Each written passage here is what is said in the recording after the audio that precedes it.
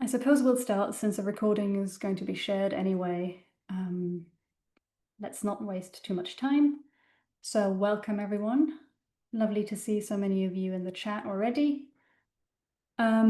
Today we have about a 30-minute presentation for you about our newest helper tool for registering content, which will replace the deprecated Metadata Manager tool at the end of this year. And after those 30 or so minutes of me talking, we will have plenty of time for questions and even for trying the tool yourself. So let's dive right in. So my name is Lena. Hi. I am on the Programs and Services team at Crossref. I've been here for about 2.5 years, working quite closely with my colleague Patrick, who's also here today. He's a brilliant senior front-end developer. He will be helping out with questions, keeping an eye on the chat, generally being helpful. You want to say hi or wave, Patrick? Oh, you've already waved. Hi, Patrick. Hi, everyone. And if this is your first time on Zoom, which it probably won't be for many people, there are mainly 3 buttons that should be useful for you. A lot of you have found the chat already. But if you do have questions for me and Patrick, then please use the Q&A feature. You can also send reaction emojis, very important, or even raise your hand if you'd rather ask your question with your human voice with this react button.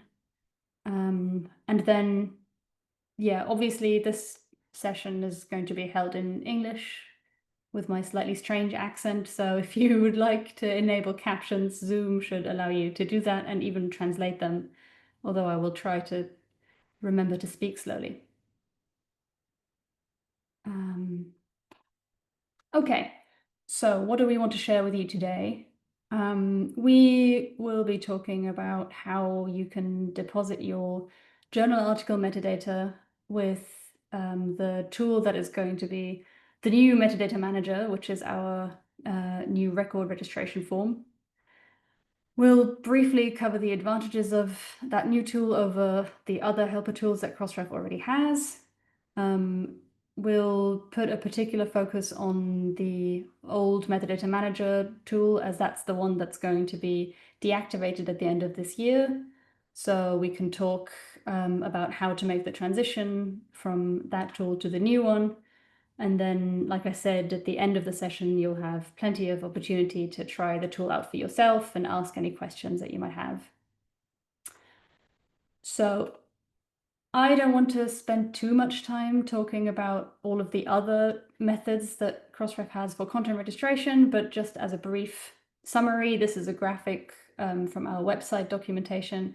So some of you may have seen it already. We have quite a large number of members who use the Open Journal Systems platform from PKP for managing their journal submissions, and those members can use a plugin to automatically deposit their article metadata with us. There are also those that are comfortable working directly with XML files and either uploading them to our admin tool or sending them to our system via HTTPS post.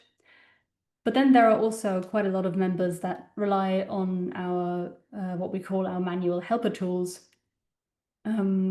These are interfaces that don't require you to work with XML at all. You just enter data into a web form, and then the system creates the XML in the backend and sends it to our system. If you're paying really close attention, you'll notice that the legacy Metadata Manager tool is not even listed on here anymore. That's because it has been officially deprecated for many years, actually, which means that we haven't been developing new functionality for it. We haven't really been supporting it, but we do know that quite a few members are still using it. But now the time has finally come for us to actually remove that old Metadata Manager interface altogether. So today we would like to talk to you about this latest helper tool, which is the spiritual successor to the old Metadata Manager. which currently supports registering journal articles and research grants. So why do we even need another tool for content registration? I just wanted to briefly say, because I saw in the chat that some people who are here today are using our trusty old web deposit form. Each of the tools that's available kind of has a few limitations or specific use cases. And the web deposit form, it can be quite tricky to use. It doesn't do a very good job of checking what you put into it to see whether that's going to be accepted by our system. So it's a little bit fiddly to use. The new tool that we're talking about today offers a much simpler and clearer user experience, and also checks your input to prevent any errors that will cause you an issue later on. The new tool also submits your records in real time. If you use the web deposit form, you'll know that you have to wait for a confirmation email from our system that will tell you whether your submission was successful or not. And if it wasn't, then you have to start over. The new tool also includes a built-in field for registering your references. If you use the web deposit form, you have to, after completing your submission, go to a separate tool to register references. That's not the case with this new one. And you can also submit affiliation metadata for authors and other contributors, including RAW IDs, which are persistent identifiers for research-producing organization. Now, more importantly, probably, since that's what it will be replacing, how is the new tool better than the legacy Metadata Manager? Most importantly, I think the main problem that we've faced over the years with the old Metadata Manager is that it has been very challenging for our technical team to support and to maintain. It was built in a way that made it very hard to fix bugs or other issues with the system, let alone build any additional functionality. It was also custom built specifically for journal articles, which means that we would never have been able to extend it to support any other work types to be registered. Whereas the new tool is built in a way that is based directly on our Crossref input schema, which means that if we make any changes to the schema, or if we want to build a whole new form to support a different type of work based on our input schema, then that's now possible for us without a lot of additional effort, and so we can keep building new functionality for this tool. One example actually of a recent schema change is that we added the ability to identify funders in work metadata. So if you want to identify the funder that has funded the research behind a journal article, you can now clearly identify that funder using the aforementioned RAW IDs in the article metadata. So this was a new addition to our schema, and it was quite straightforward for us to then adapt this new tool to make it possible to do that in the user interface. So that's really great. And then also the old Metadata Manager was really built around the concept of needing a title level and issue or volume level DOIs. So you had to register an actual record in our system for each journal and for each issue or volume in that journal, and then Metadata Manager would link your article records to those parent records, which sounds good at first, but what it has meant in practice is that there is actually less rich journal and issue and volume level metadata in the article record itself. And the article record itself is what most downstream systems are interested in, what most people are looking at. So it actually means that the article metadata is less rich if you're using title and volume DOIs. And also DOIs are really, we always say this, DOIs are meant to be citation identifiers. They identify items that people are likely to cite. And nobody really cites a whole journal or a whole volume of a journal. So we, with this new tool, wanted to get away from this reliance on title level and volume level DOIs. And instead it relies on ISSNs to identify journal titles in the article metadata. So I do have to say, quick note, if your journal doesn't have an ISSN or doesn't have an ISSN yet, then you can't use this new tool yet for registering your article records, and you'll have to use the web deposit form instead. Okay, before we go to the live demo, I just wanted to quickly give a couple of examples of differences in the user experience between the old Metadata Manager and this new tool. So there isn't the concept of I always call it a shopping cart anymore. In the legacy Metadata Manager interface, after you've entered all of your metadata for an article, you add it to a group of up to 20 articles that you then all deposit together. Whereas now in this new tool, you make one submission for one article, and then you can choose to start over with the next article. And if that article is in the same journal or even in the same issue of the journal, then you can choose those options in the interface, and it will pre-fill all of that rich journal and issue metadata for you and save you time. But you submit each article individually. And then another thing that the old Metadata Manager did was to give you a page called Deposit History. The deposit history is a list of all of the individual submissions that you as the current user have previously made in Metadata Manager. The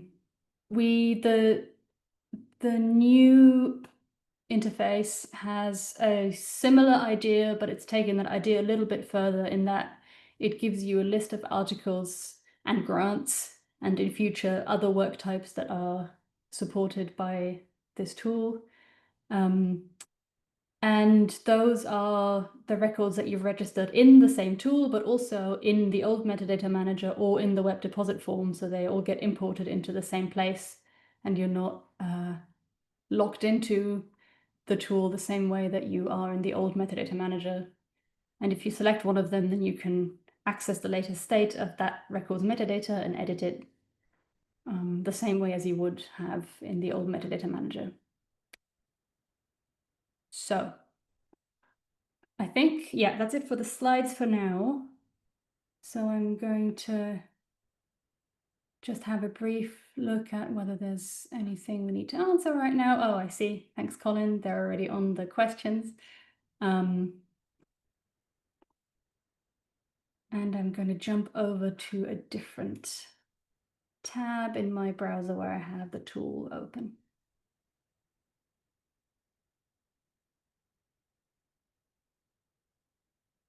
Okay.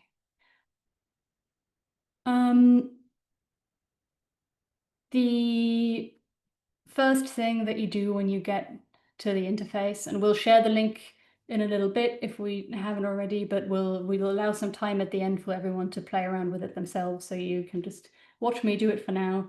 The first thing you do is sign in to the tool with your Crossref account credentials. Hopefully many of you have them handy to try it out later yourselves. This is the same username and password that you use anywhere else in the Crossref ecosystem, like in our admin tool or wherever else you sign in. I'm going to select this role for today. And then you can choose whether you want to create a new record or edit an existing one. I'm going to start out by creating a new record. And as I told you, there's currently 2 types of works supported by this tool, but we will be adding more in future. Let's go with journal articles today, because that's obviously the most common work type that we have in Crossref. So this is the main form now. You can see it's a simple web form. It has 3 kind of basic steps.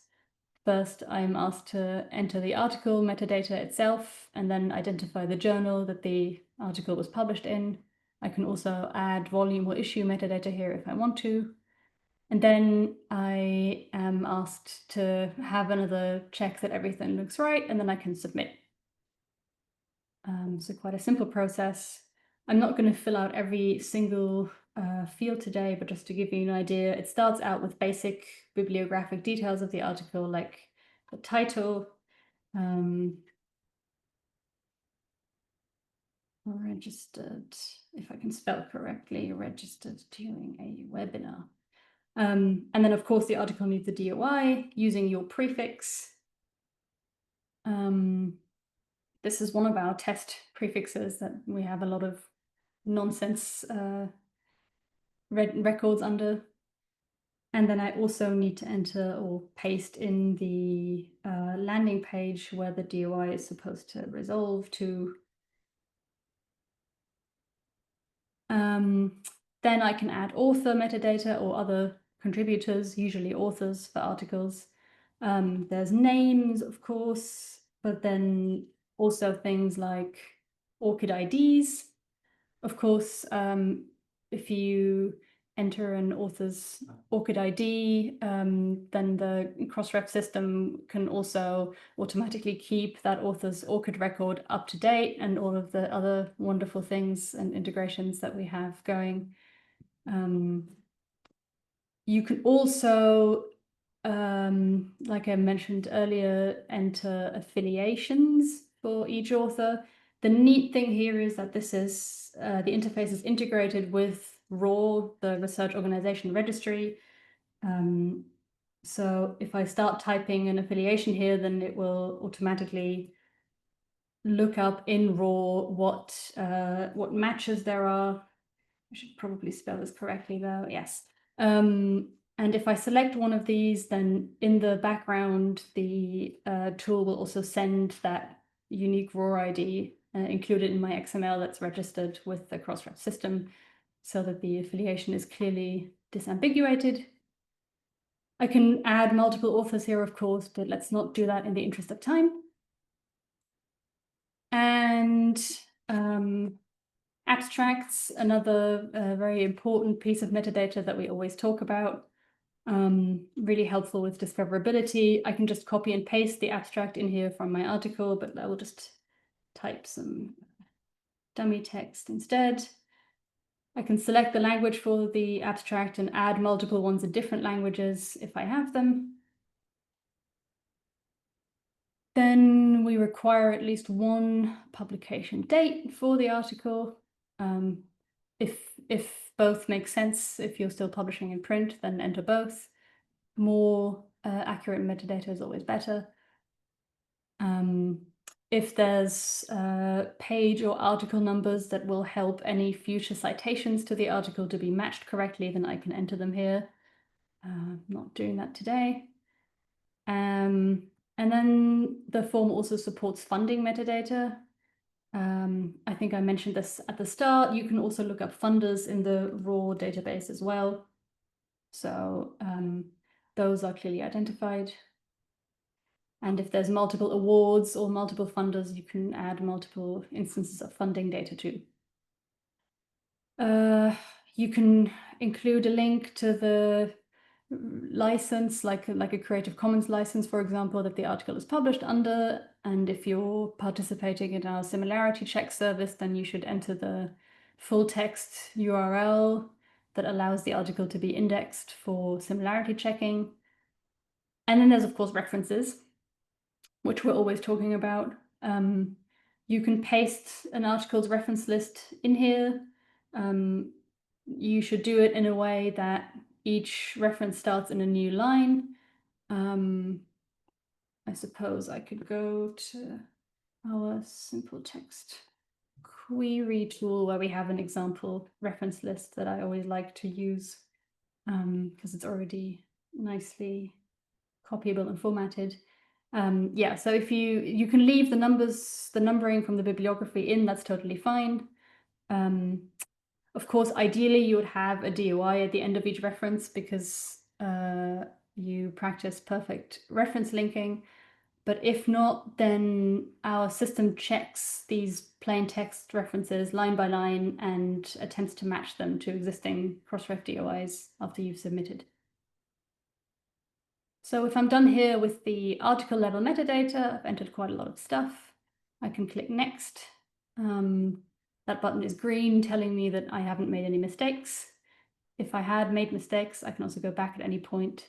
Like, for example, entering something that clearly isn't formatted like an ORCID ID, then the tool would complain and tell me that this isn't valid and I can't continue to the next page until I fix this issue. Okay. So on the journal page, I could enter my journal's metadata here, but I can also instead go to this list of all of the journals that I have previously registered content into, and then it will pre-fill all of that journal metadata for me, and I don't have to do it manually. I can add some metadata about the issue or volume that the article was published in, which was on the same date. And then that's kind of it. Like I said, there's a stage before the final submission where you can check everything that you've entered, see that it looks right, you haven't made any mistakes. And when you're ready, just hit submit.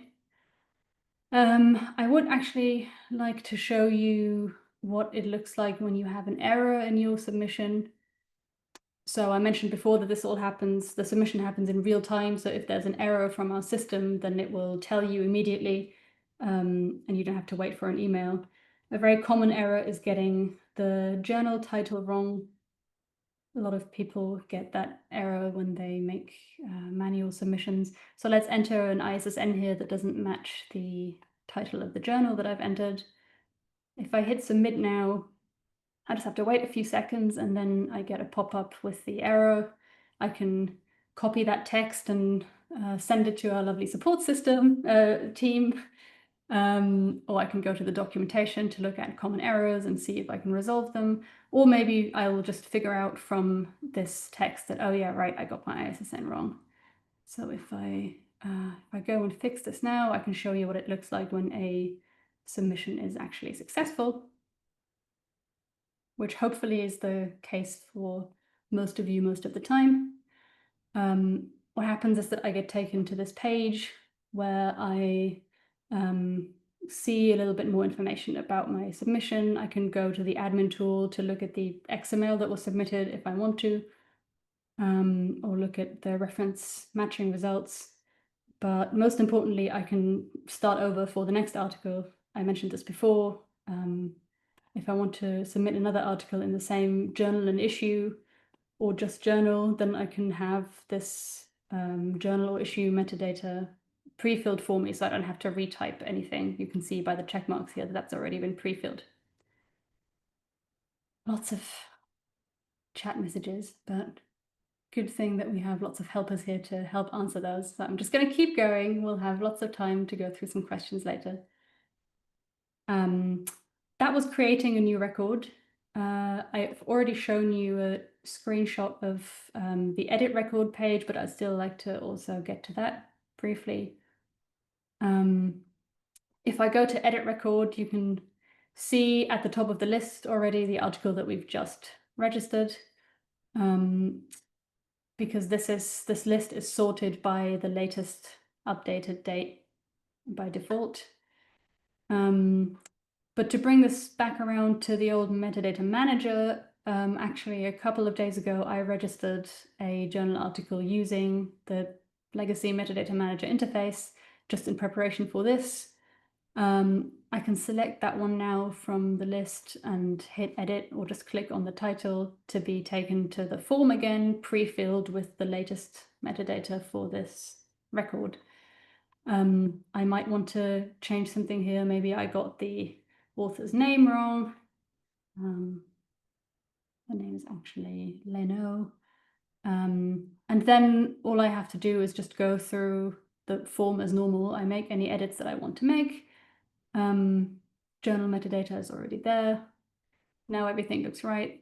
The author's name has been changed, and then I just have to submit again, and the latest metadata will be registered with the system. So it is worth noting here, if you have this, for example, if you have records from the old metadata manager that don't have an ISSN in their metadata, this person also doesn't have a name. Because I mentioned this at the start, Metadata Manager hasn't historically done a very good job of including very rich journal metadata in article records. So if there's only a journal DOI in your records metadata, then you might get to this page when you're trying to edit one of those records and not be able to continue because you're missing an ISSN. I believe actually that most journals that are still using the old metadata manager do actually have ISSNs, they're just not in the metadata. So if that happens, you just have to pop in your ISSN number here, and then you'll be able to resubmit your old record with whatever changes you've wanted to make and update it. Okay, so that was the basic features of this new tool. Before we go to the Q&A and try and work off some more of these mini chat messages, I'll go back to my slides for just a second, because I'd also like to share with you what we are currently working on. There's already been, I think, a couple of questions about what comes next and timelines and things. So what's next?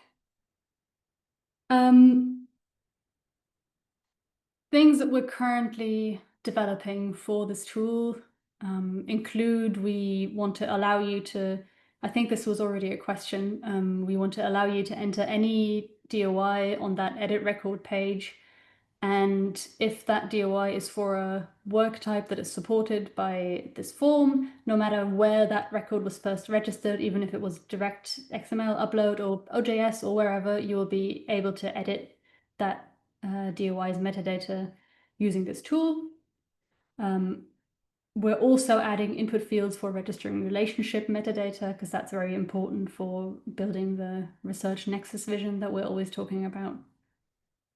And we're also making the design of this tool more compact, so you don't have to scroll quite as much to get all of your article metadata entered. And the next work type that we're working towards extending the tool to is books and chapters. So if your organization publishes books and you'd like to be involved in testing that and giving feedback early on and helping us get that live, then feel free to put a note in the chat. I will arrange a call with you in the coming months, and we'll work on it together, which would be great. Another thing that's happening next, of course, is that the old metadata manager is not going to be available anymore after the end of this year, so from January 2026. If you go to its web address, you'll be redirected to a page where we list all of our deprecated tools, and that's going to link you to the other alternatives that are available to you, including the one that we've mostly spoken about today. There's also a recent blog post that I wrote that explains a little bit more detail behind all of that. Someone's going to put that in the chat now if they haven't already. And now I have just a few little sneak peeks visually at those things that I've mentioned that we're working on to show you some of the progress we're making. So we're adding fields for entering relationships, such as if you have an article and then the translation of that article, you can register both separately and link them via a relationship in their metadata. We're making the design of the whole form more compact, so there's less scrolling. And we also have an early prototype of a new form for books and chapters. So In summary, I think this might be hopefully the last slide or one of the last slides. I hope I've convinced you, if you're still using the legacy metadata manager, maybe also if you're using the web deposit form, primarily for registering journal articles, that it's worth starting to work with this tool going forward now. And I've been thinking about how the transition especially for people who have been working with the old metadata manager for a long time, what that transition looks like. And really, the only way to start with that transition is to just do it. I think, there's a few weeks left of the legacy metadata manager interface being available, then it will go away. So it's a good time to rip off the proverbial band-aid and just give it a try. So if your journal does have an ISSN, then it's as simple as just bookmarking this link that takes you to the tool and using it next time you have an article to register.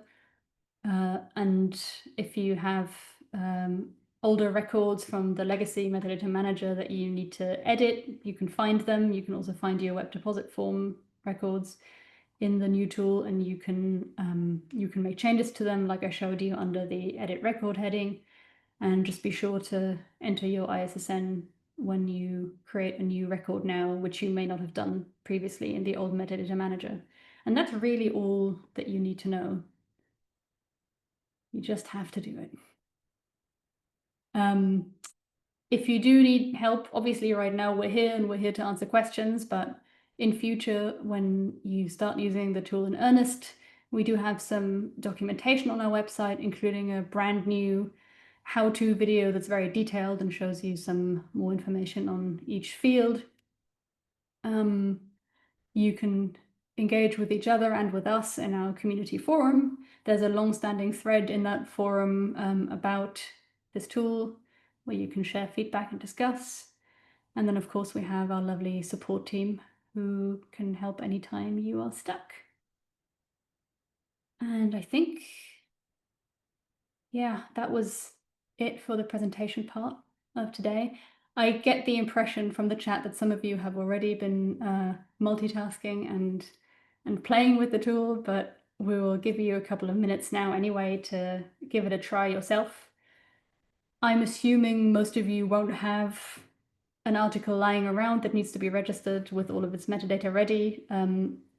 But what you can do is you can go to the edit record page and have a look at your older previously registered records and just select one to see what it would be like to make a change. You don't have to submit it, just to get a feel for it. So we'll give you a little bit of time to do that now. Links have been shared, I think, in the chat already. So I'll stop sharing. Maybe put this link in the chat one more time to where you can find the actual tool. And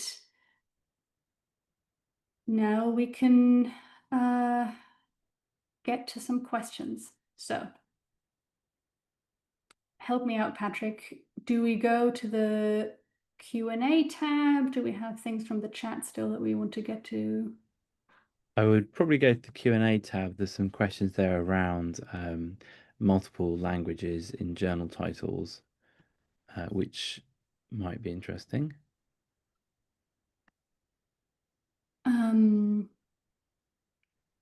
Okay, yes, there's a question. Can you deposit journal title in multiple languages? I don't want to answer that wrong, so I need to just check, actually. I don't believe that that's a standard part of our schema. Maybe Colin or someone else who's here knows the answer to that off the top of their head. But we are planning a project in our metadata development program around multilingual metadata, and we're doing a lot of research on that at the moment. So I would not be surprised if that was something that was planned for the future. But currently, certainly using the tool, you will only submit the title of the journal in one language, and which language that is should just be the title that the journal is typically listed under in most places. What's important is just that you have that you use the same title for the journal each time that you deposit an article into it, because if the titles are different but the ISSNs are the same, even if it's just a single character or maybe a dot or a hyphen or something being different, then our system will reject the submission. So it's important to always keep the journal title the same. So currently that's only in one language, but it is something that we get asked about often, multilingual metadata for all sorts of records. So yeah, watch this space, I think. So I'm going to mark that. And then we have another question here. Contributors affiliation, should that be spelled in English?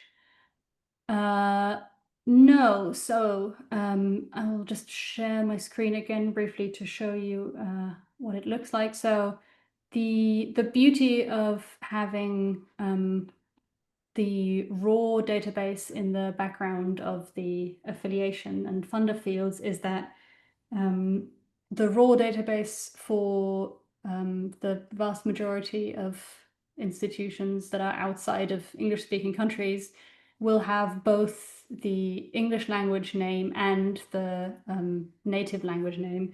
So, you know, there will be plenty of universidades or whatever. In some cases, even in you know, officially English-speaking countries. But you can see, if I look at these results here from the search, that there's often multiple names that identify the same record in RAW. Because of course, many universities, especially, they go by one name and then the translated name and then also some sort of abbreviation, and you can find these entries by any of those alternative titles. And if you select one, then yes, the English language name will be displayed here in the interface, but because the raw ID will also be included in the metadata, all of those alternative names will also be linked with that affiliation, if that makes sense. So you can search in other languages, but when you select a match, it will just show up in the interface as English. I hope that makes sense. I should stop sharing. Yeah, if you're the institution that you're looking for is not in RAW, then you can make a request with RAW for it to be added. There is even a link to that in the interface in case you can't find it. You don't have to select a match from RAW. You can also just enter plain text for the affiliation and it will still work, but the metadata will be much richer if you do select a raw match. So if you can't find an institution or an affiliated organization, we do recommend just requesting an update to raw. And yeah, thanks, Colin. There's a simple form to fill out, and then next time, hopefully you will find it.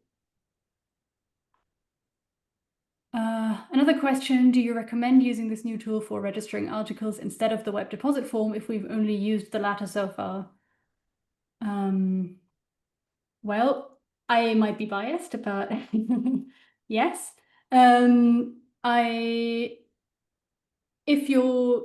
If you have a workflow going with the web deposit form that you're really happy with, you know, we're not going to force you to stop using it. It will be around for the foreseeable future. Eventually, we do want to only have one manual helper tool where everyone goes for their content registration needs. But obviously, the web deposit form supports a lot of work types that the new tool doesn't support yet. So until we have supported all of that, the web deposit form will still be there. I do think that there's enough benefits, especially when we're talking about registering references, which everyone should do for all of their articles and just requires 2 or 3 extra steps in the web deposit form, that I think I would recommend trying it out and seeing how it works for you in the new tool, and hopefully you'll just find that you get used to it quite quickly and it does make things easier and help you submit richer metadata. So recommended, if not required yet. Yes.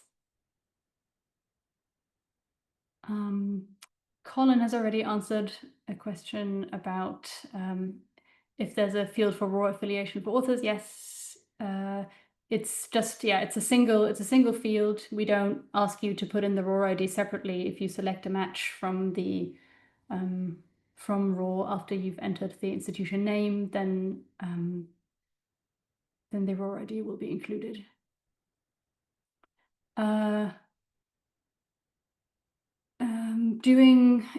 Registering articles through this tool, does it add for the participation reports? We have supported all but one of the 11 fields that are in the participation reports for journal articles. So 10 out of those 11 fields you can enter in the in this new tool already. Everything except for text mining URLs, which we don't have an input field for yet. But all of the kind of key things that we're always talking about being really important key metadata, those are supported in this tool. So yes, if you want to fill up your participation report, where you can see the richness of your metadata for your whole member, then yes, this is a good tool to work with. We also have a question about whether direct lookup of ORCID IDs, like the hook into RAW, is part of future plans. It is certainly something that has been requested before, and that we have in our kind of backlog of ideas for the tool. So I can't make any promises because we haven't got it planned on our roadmap for a specific time yet, but it is always good to see how many requests we receive about each feature idea. So yes, this is, in theory, it's a possibility to get some data from the ORCID API to possibly pre-fill things like author names based on their ORCID ID. So definitely something we're considering, yes. I need to hit done here too to finish officially having answered all these questions. Okay, doing that now. We read this out, and then the last one. So I'm just reading all these out, even if you're seeing them in the Q&A, so that everyone who's watching the recording of this can also follow along. One more question in Q&A is, feel free to disregard, we would never. Can you explain more about the similarity check feature? Is this something we have access to if we have an account? Is that an add-on with additional costs beyond typical DOI registration? And if using it is it best to link to the full text page for HTML, XML, or PDF? Is one better than another? So similarity check is a separate service from Crossref, separate to content registration. And it does also come with additional fees. We can send a link to a page on our website that explains more about how to what the system is and how to use it. But fundamentally, yes, it's a service that lets you use the tool Authenticate by Turnitin, which is a popular similarity checking tool. You do, like I mentioned, need to register in your article metadata the full text link to allow Turnitin's crawler tools to access the full text content. What format that's in, if it's HTML or PDF or I think even XML, doesn't really matter. But you can, if you want to participate in the service, when you talk to our membership team about that process. There is also some guidance on what exactly the full text pages need to be. You Turnitin can check whether they're able to access the full text correctly, and if you need to make changes, we can help you with that. But a direct link to the PDF, especially if it's open access, is typically fine. So you don't need to really do anything very technically sophisticated for that. And then you get login details for the tool, and you can use Authenticate to check manuscript submissions for similarity. Okay, so those were the entries in the Q&A, and now I've seen there's been a lot of activity in the chat too. Somebody was having issues with the date fields.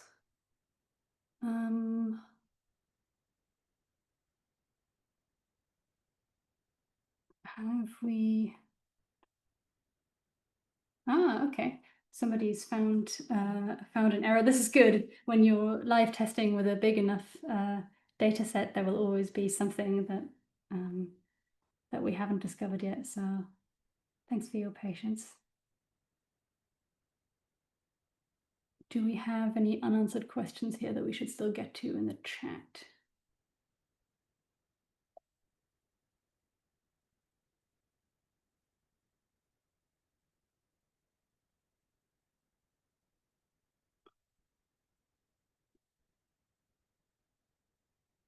I believe Zoom will send me a file with all of the chat messages after the fact too, so that we can get back to anyone who was having bugs or issues that we should look into more, or asked questions that we haven't been able to answer.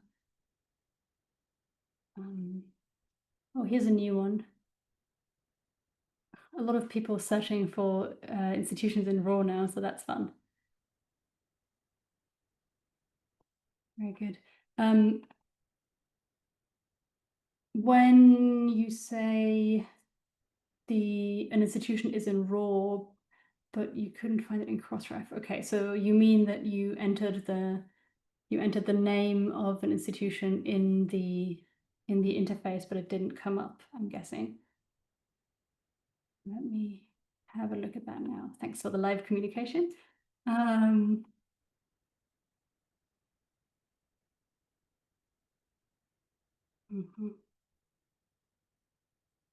So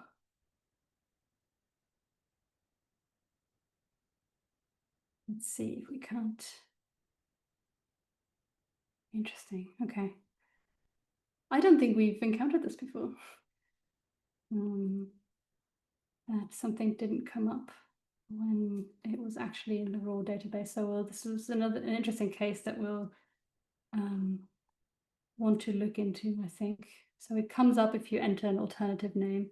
Maybe there's something odd in this main name, like a character that doesn't behave the way that it looks. We might have to check with raw on this specific case if there's anything strange about this. Can you think of anything smarter than that, Patrick? So that's a really useful example, and yeah, I will be looking at the raw API response and exactly what we're sending. So yeah, it's fantastic to have this kind of live testing, because we're testing names that we have never tested. So that's fun. That's really helpful. But yeah, we'll need to look at that offline.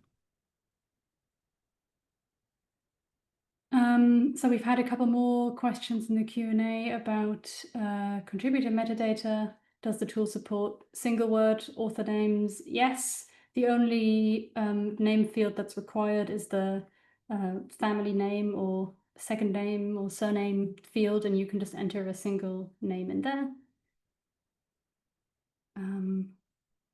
Currently, you can only add one affiliation per author.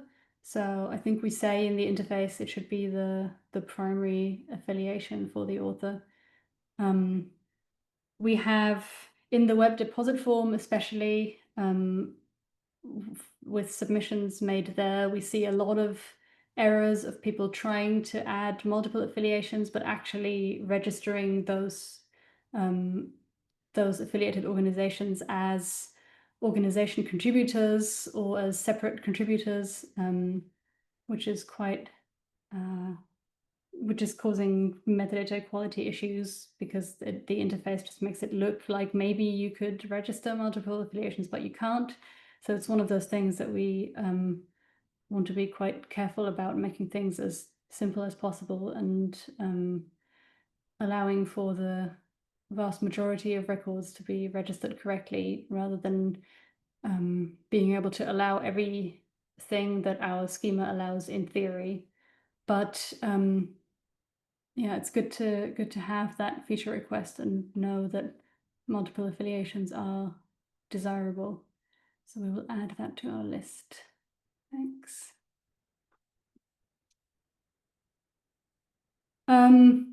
Question about uploaded previously downloaded JSON record. Yeah. That I deliberately didn't mention that feature because it will most likely go away in the relatively near future.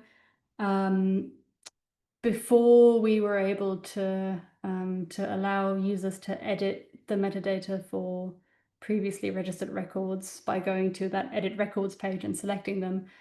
Previously to that, what some of the early users of the tool did was to download a copy of everything that was entered into the form in JSON format, and then you would be able to re-upload that again at a later date, and it would pre-fill the form for you, and you could make changes, which is just a much less elegant way of doing what the edit record page now allows you to do.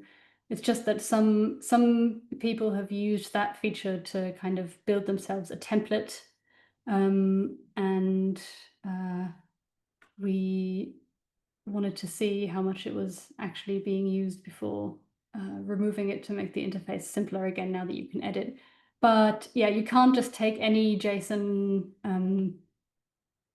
file and upload it. You can't take it, you would think that you might be able to take the JSON response from our REST API, which I see someone further up tried. So yeah, I think you're best off just ignoring that. But great that everyone's paying attention and looking at all of the things that are found in the interface. So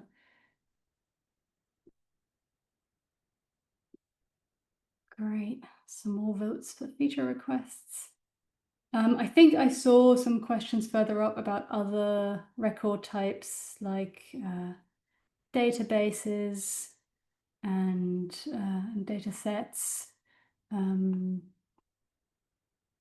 So yes, that we are planning to support really all record types that Crossref supports in this tool. We just have to build them one after another, and books and chapters are sort of the most requested one, which is why we've been working on that next. But yeah, we will build a longer term roadmap for all of the other record types, and it gets easier with each new type that we add because we have done much more work in the background each time, and like I said, a lot of it comes directly from our schema, so we're hoping that we can speed up the pace at which we add new record types more and more. So we definitely see some new additions in 2026. Yeah. Crying emoji, the tool is not showing deposits made via XML. Yes, sorry. It will change very soon in that, like I mentioned before, you'll be able to just enter the DOI of the record you want to edit. And even if you uploaded it via XML, it might not be listed on the page, but you'll be able to edit it. That feature is maybe a couple of weeks away. I think it's fair to say, right, Patrick? Yeah. Yeah, You committed to it now. Good.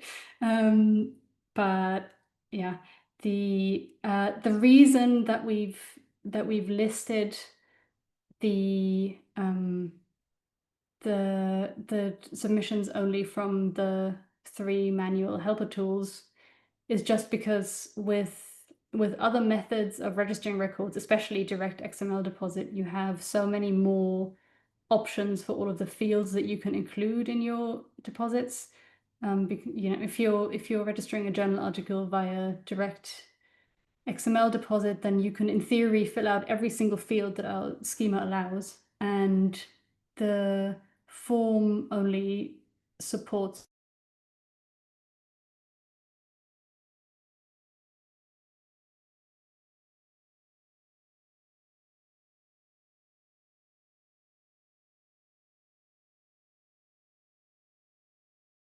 you don't want people to lose any metadata when they overwrite their XML deposits with a form submission. So we just wanted to make sure that before we allow any DOI to be entered and the metadata to be edited, that we could build a mechanism by which we can warn the user that they might overwrite richer metadata by using this slightly more limited helper tool if they're using this. Oh, sorry, I may have had a connection issue for a second. Good to hear that I'm back. Interesting, okay, that in OJS, when you have an author with only one name, apparently that goes into the given name field. I did not know that.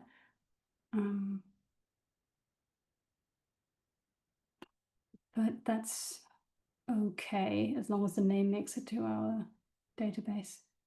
Approximate date for the release of the book version. So we have to tidy up a couple of things in the prototype that we have, and then we'll be contacting volunteers, members, ambassadors who've already expressed an interest in helping, and we'll be testing it with them and see what kind of iteration we need to make for the book's version before it can go live.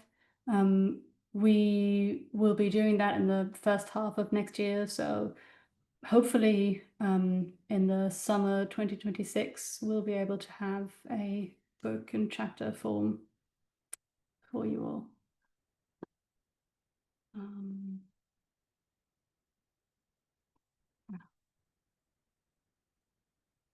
I don't really have anything to show on my screen right now, but we are also technically on time. So I'm glad that we left some time for questions, because that was a lot of questions. Thank you so much for having so many ideas for new functionality, and we're excited that we actually can add new functionality to this tool now. We're always excited to get more feedback. So, if you start using it now going forward, I'm sure you will think of more things that you would like to suggest or that you love or hate. Just give it to us straight. You can find us on the community forum, or you can probably also track me down directly now that you know my name and where I live. And we can keep the conversation going. So really sorry to everyone whose question in the chat I didn't read out because we didn't have the time for it, but I hope most of you found this really useful. A lot of you have stuck around until the very end. Thanks so much. Great to see engagement and enthusiasm about this, and we'll keep improving it for you so that hopefully next time we do one of these sessions, there'll be maybe not fewer, but different questions. Lovely. Thank you. So we'll let you go now. If you've, even if you didn't stick around to the end of this and you're watching this in a recording, I will tell you now from the past that we will be sending you a recording of this by email since you've registered. Thank you, Patrick and Colin and everyone, for helping with the questions. We'll be seeing all of you very soon, I hope. Have a great rest of your day or night for some of you. Thank you for joining.